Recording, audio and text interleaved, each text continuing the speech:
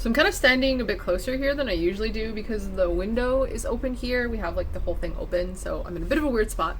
But I almost forgot to film today. I forgot today was Monday. I was actually in the middle of editing one of the other Les Miserables videos, and it just kind of hit me. I was like, oh my god, I still need to film. Because today's a holiday here, so Toma wasn't working today, and so I just kind of completely forgot what day it was. But anyway, I just finished reading a chapter of Les Miserables, and essentially a cousin of Marius's kind of pops in to the house, and Marius does not know this cousin. Like, he comes around so infrequently, they've never actually met each other. And the aunt finds out that Marius is going to be on the same carriage as this cousin, because this cousin is like in the army or something. The aunt is like, we want to know where he's going. Like, what has he been doing? Why is he leaving for like days on end and stuff? And the aunts and the grandpa are convinced it's a woman, which they're calling a wench. So she wants this cousin to snitch on Marius, and he agrees to it because the aunt is pretty much paying him to. And so he gets off at the city, whatever city he has to get off at, and it happens that Marius is getting off in the same city. And Marius instantly buys like this huge bouquet of flowers, and so the cousin is just like, okay, I need to know what the hell is happening. This must be a very important person for him to like spend all this money on flowers. And so he follows Marius to this church. Marius goes to the side of the church, and instead of there being a woman, he kneels at a grave, puts the flowers on the grave, and it's the grave of his father. And that is how the chapter ends. It says, the wench was a grave. And it's just like, oh, pulls at the heartstrings a little bit.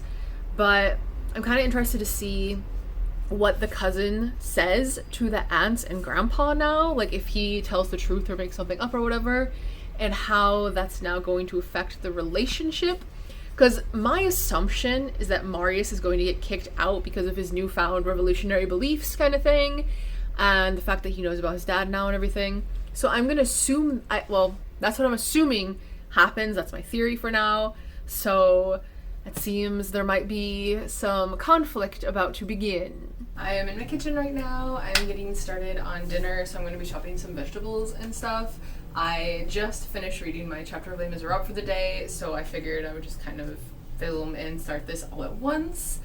And you don't really need to see me while I'm talking, so I'm just going to film me chopping stuff up, I guess. I don't know. So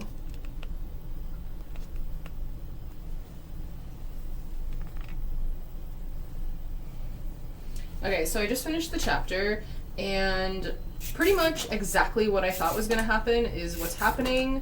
The cousin actually is a good guy in the end. He didn't send anything to the aunt or anything, and actually kind of gained like some respect for Marius. But pretty much everything goes to shit when Marius gets home. I absolutely hate when people like cannot like keep their hands to themselves and not go through other people's shit. But pretty much right when he gets home, Marius just runs up to his room. He like takes off his coat, and they called it a ribbon. I don't really know what it was. From the description, it kind of sounds like what you would keep in like your coat pocket, like the breast pocket kind of thing. And he just throws that on his bed and then like goes to the baths because he's been traveling and stuff, and so he's freaking tired. And his freaking grandpa, of course, goes up there and is like, aha, I am going to figure out who this mistress is. And so he grabs his things, and on the ribbon he has like this sort of locket type thing, and so they assume that there's probably like a portrait of a woman in there. But they open it, and it's the note from Marius's father to him. And what was the other thing? Oh my god, I already forgot. There's something else in there too, and I can't remember what it was. because I have the memory of a fish, apparently. So they see that, and they find out the truth about Marius. Oh, they found like his business cards that call him like a baron, which was his father's title. And so they are like, feel betrayed and everything, blah, blah, blah, because they're dumb, royalists and all of that. And so when Marius comes home, they are 100% ready to confront him, and a fight kind of ensues, but more like just a fight with words. They're not like fist fighting, considering this guy's like 85 years old or 90 or whatever the hell he is at this point. But the daughter, the grandfather's daughter, is just kind of sitting there watching this happen, and the grandpa ends up kicking Marius out of the house, which is 100% what I assumed was going to happen.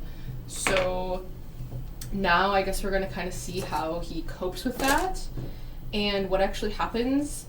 And I'm wondering if that's how he kind of ends up knowing like Eponine and the Thénardiers and stuff. And I just flung carrot across the room. But I'm wondering if that's how he ends up kind of where he's shown in the movie in particular. Because it almost seems like he's almost kind of like staying where they are, staying close by to where they are. So I'm kind of interested to find that out. But that was the end of that book. So I'm now to book 4 in whatever part this is, because I do not remember. And it's called the ABC Society, and I don't really remember what that is, so I'm just assuming right now that it's that group of people that Marius is involved with, the revolutionaries. I'm assuming that's what that's in reference to, so I will find that out with chapter 1 of that book tomorrow. Gosh, I look so freaking tired today, but I guess that's what happens when you're continually woken up by cats at 4 in the morning every day. So, anyway, the weather here has been very strange today. It was like consistently rainy throughout the night and this morning, then it got sunny, then it went back to a downpour, and now it's sunny again, and I have to go out in like less than 2 hours, so not sure how it's gonna be then. But I read my chapter in Les Miserables today, so it's chapter 1 of book, was it 4? I don't remember. Yes, book 4. This is about the ABC Society, and this was definitely one of the longer chapters I've read. Just looking at it, it was 11 pages, which doesn't sound like much, but when the font is so tiny, it makes a difference. And essentially it had nothing to do with Marius, his name was not mentioned, but it's pretty much what I thought it was, where it's the society that he does end up kind of becoming a part of. So there are some familiar names in here, and this chapter is pretty much just describing them like one by one kind of thing, or at least the ones that mattered, because there's kind of like a list that Victor Hugo puts, and he's just like, hey, these are all the names of the ones that actually are relevant. So appreciate that, I guess. And I don't even think he went through all of them, or maybe he did, but some of them are obviously more important than others. Like the leader is Enjolras or Enjolras. I reminded myself to watch a clip to see how it's pronounced, but I forgot, of course, because that's what I do. But I asked Toma how it would be pronounced, and he said he wasn't sure if it would be with or without the S. So I'm just gonna say like Enjolras for now, I guess, just because that's easy for me to say. It starts talking about him and how he's like the leader and that he knows like everything about the revolution, even though he wasn't there kind of thing, but he talks about it as if he was. God, the siren outside is really annoying. And then there's Combeferre, which is like his right-hand man kind of thing, and it talks about how he's more about like philosophy and everything. And so it talks about how Enjolras, he is the commander, and then Combeferre is the guide. And then the next person it talks about, they say he's the center, and then after that they're more minor, and so it doesn't really give them like a title. But these people are like a mix of money and poor, and Enjolras and Combeferre are both rich, which I feel like in the musical, I felt like there was a comment made toward Marius about him being like the rich boy, and so I think maybe in the movie at least Marius was the only one that had money, but that's not the case in the book here. Most of them actually have money and come from like rich family backgrounds and stuff, and it kind of talks about how like even though their like fathers and grandfathers and stuff were royalists and stuff, that they are definitely revolutionaries, and that their religion is progress. So pretty much they're a small group of people that meets at like one of two cafes and are mostly comprised of students. So they're all in like their very, very early 20s or late teens, and they pretty much just meet up and talk about pretty much everything that has to do with France. And there was a sentence in here near the beginning that I'm gonna read. It's on page 555 to 556, but it says, the letters ABC as pronounced in French make the word ABC. That is to say, the underdog, the people, because ABC in French would be pronounced ABC. And so ABC, the word, and I asked Thomas like if that's a correct kind of like translation, and he said it means like to lower, and so I can see why that could be underdog. And I thought that was kind of interesting because that's not something that's mentioned usually, and I just thought that was an interesting way to view their name, because it's like ABC Society, that sounds kind of basic until you read that line. But basically the one they talk about the most is obviously Enjolras. He's described as like this very like handsome man, very wealthy and everything, like comes from this very like bourgeoisie background and stuff, but he has no interest in people like at all. Like they're talking about how he never like looks at a woman with anything but like a neutral expression, that he's essentially like married to justice, which just makes you think of that Critical Role thing, justice is my religion. And he's just very passionate, and he just really wants change to happen and is just obsessed with what happened in the revolution. And it talks about how like if he had been around then, he probably would have been like an ally of Robespierre, where Combeferre would have stopped before getting as far as Robespierre kind of thing. So he's definitely more radical out of everyone in the group, I would say. So yeah, that's pretty much it for today. I like that we're kind of getting into the part of the book that I am most excited about. I really want to see more about the group and Marius's interaction with them and like what they do and everything. So I am definitely interested to see where that goes now and how Marius joins them and like learns of them and everything as well. What is today? Today's Wednesday.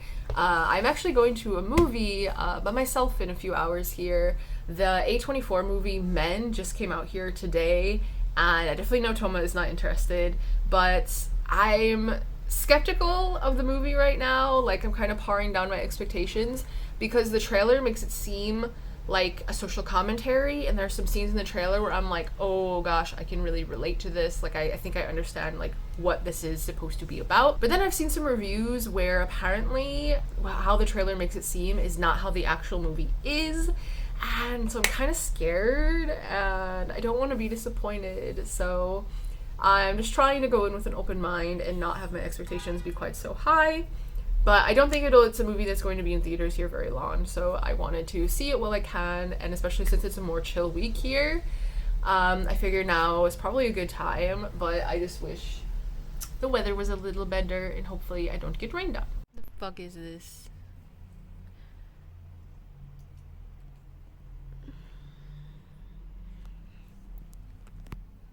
Why do you exist? You look like a bat. Look at them teeth. Look at them teeth. Oh, Teefies! Oh my goodness. Yum. Oh, attack. Attack. Attack, attack.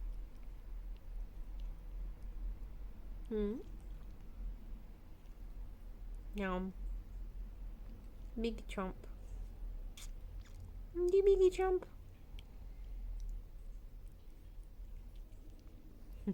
And fast forward to Friday now, and I've read 2 more chapters in Les Miserables, but I'm going to briefly mention the movie I saw on Wednesday. I'm kind of glad I've waited to kind of talk about it, because otherwise I would definitely go on a freaking rant.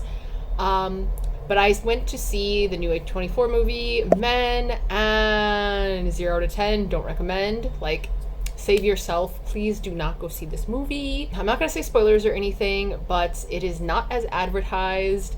It is one of the slowest movies I've ever seen. It is probably the worst movie I've ever seen. And even though the sound is like A+, the whole entire ending sequence just is not needed. It's completely bizarre. makes no sense. Like, I do not understand what this movie is trying to say or anything. And yeah, don't see it. Please do not. Save yourself. And I actually regret going to see this. But anyway, just putting that out there as a little PSA. But yesterday I read a chapter in Les Miserables. I just now finished the one for today. And I'm a bit confused because in the previous chapter from yesterday, pretty much after Marius got kicked out, he's like in a cab trying to figure out what to do.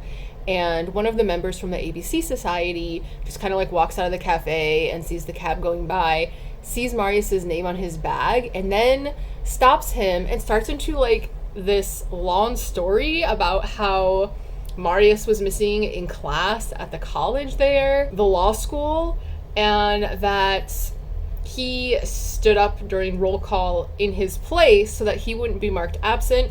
Because apparently, if you're like marked absent 3 times, you have to pay like 60 francs or something like that. A fine, essentially. And it kind of implied that you'd be kicked out, but I'm not exactly 100% sure on that. But the thing is, and I even double back to where it was talking about Marius's schooling, it never mentions this place. Like, it never mentions the school. It doesn't mention that he's going to law school. It says that he's reading books on law in the university, but it doesn't say he's attending as a student. And also, the guy that is talking to him about this hates this school, and it talks about how he talked about previously how he would walk in front of it and like say blasphemous things about like the dean or something like that in the school itself and stuff. So I'm just like, aren't these none of these people students? Like, I really don't understand. But Marius believed him, and so I'm just like, is there something I'm missing here? I really don't get it. But basically the guy is like watch what you do, and I did this good thing for you and stuff. And one of the other members of the ABC Society comes out during this and pretty much just asks Marius, like, where are you going? Where are you headed and stuff? And he's like, well, I basically live in this cab right now, because he had literally just been kicked out. And so they basically invite him to live with them at their place, and he ends up becoming friends with, not with the storytelling guy, but with the other one. The guy spinning the tail is the one whose last name literally is Eagle in French, but they call him Bousset or something like that as like a nickname. And then the other guy, it's a C name. I'm gonna have to look it up because there's several of them. Corferac? No idea if I'm saying that correctly, but him and Marius, I guess, quickly become like fast friends, and that's who Marius ends up staying with. But it's so bizarre because he was just kicked out of his grandpa's house, and then these random people approach him literally on the street and just start talking almost nonsense to him. And it's just like, yeah, come stay with us. So that whole chapter I just find very confusing, and I don't quite understand if they're actually students at this school or not. I don't know, it just feels like one of those weird convenient plot devices just for things to make sense, but I really don't know. And I just tried to Google it, and that did not help either. But then the chapter I read today was pretty much like they introduce him to the ABC Society, like formally, and he realizes like there's so much in the world that he doesn't know and doesn't understand and hasn't seen before. And they're all talking about like literature, art, politics, all these different subjects, and they're using these words that he's never heard before.